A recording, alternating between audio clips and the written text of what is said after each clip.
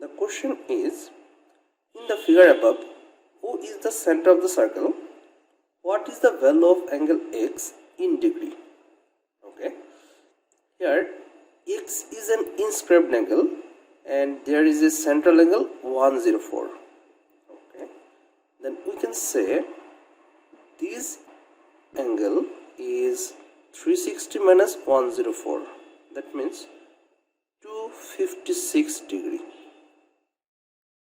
And we know if two angles stands on a same arc like this,